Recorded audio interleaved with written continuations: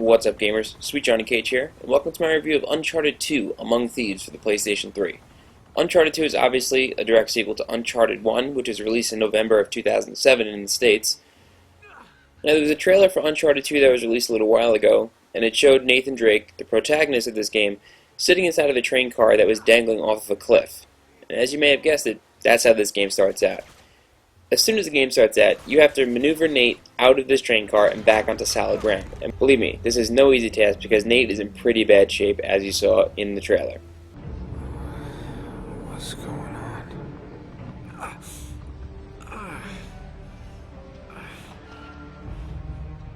That's my blood. That's my blood. It's a lot of my blood. Once you get back on solid ground, you have to work through a lot of train rubble. Now, since Nate's in pretty bad shape, he's going to pass out a lot. And every time that he passes out, you have a flashback to an earlier part of the game.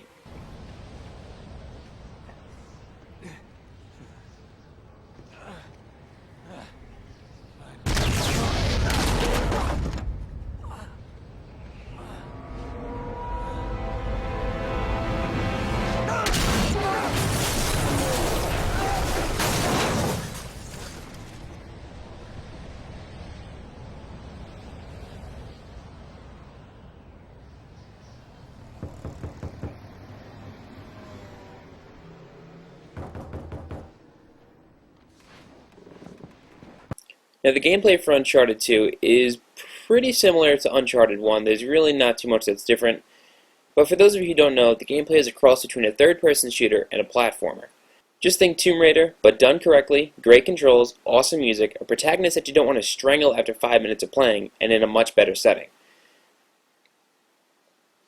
As with the first game, the controls are solid. There are a few instances where the camera doesn't really want to be your best friend, but no game is perfect. Running, jumping, shooting, taking cover, everything is on point the way it should be. There are a few added gameplay elements that weren't in the first game. The most noticeable of these new elements is using grenades. Instead of equipping a grenade like you would a normal weapon, you just have them on you at all times and they're always equipped. The way you gotta use them is you gotta hold the L2 trigger, aim the arc, and then press L1 to launch the grenade. It's kind of a weird little setup, but it works, and it works well, so I really can't complain. Now, something Uncharted 1 was famous for were the puzzles, and believe me, Uncharted 2 does not disappoint. Some take less than a minute, some take more than 10 minutes, but once you complete a puzzle, you're left with an awesome sense of accomplishment.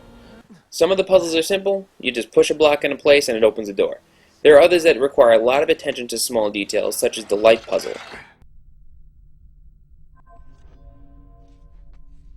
You have to move mirrors into a position so they drop spikes. Then you have to climb the spikes, maybe shoot out an eye or drop onto an eyebrow so it opens up another eye. There's a lot of weird stuff going on, but once it all falls into place, it makes some sense.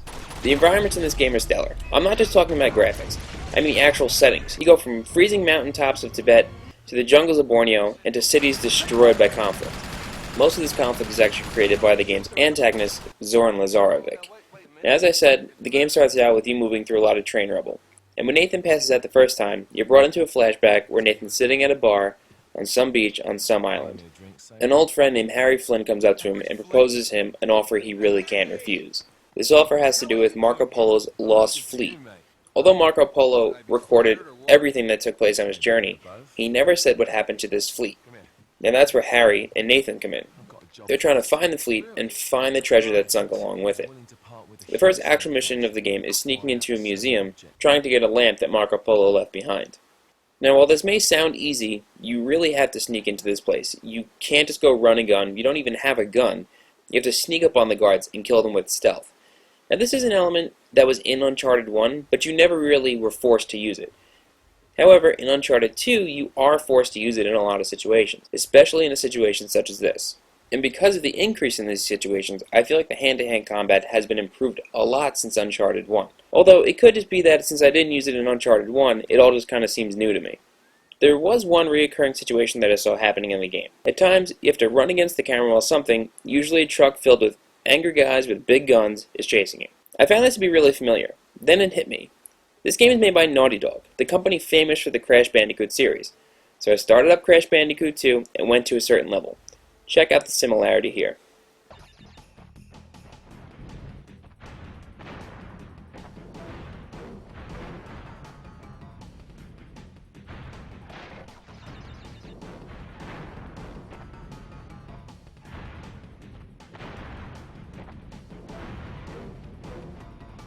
Not that I mind, it's actually an element of both games that I love. If it was meant to be a fan service, then Naughty Dog did an impeccable job. If not, it's an element I was glad to see anyway. Now, one feature I really want to talk about for a second is the built-in Twitter feature. Now, whenever a big event in the game occurs, maybe you get up to a certain point, you unlock a certain trophy, you do something in the multiplayer game, it automatically updates your Twitter account. I'm pretty sure this is the first game to do this. I've never seen it in any other game, but I really hope that other companies take note and do this more often. Overall, I'm going to give Uncharted 2 Among Thieves a 95% and a 5 out of 5 Lonnie face. Aside from some bad camera angles and some annoying AI, sometimes you want to go somewhere, but your partner gets in your way, and then you fall. It gets annoying sometimes, but really nothing too much to complain about.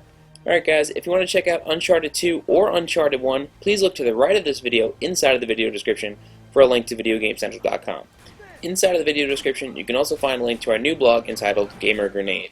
Alright guys, I'm Sweet Johnny Cage. Thanks for watching. I'll see you next time.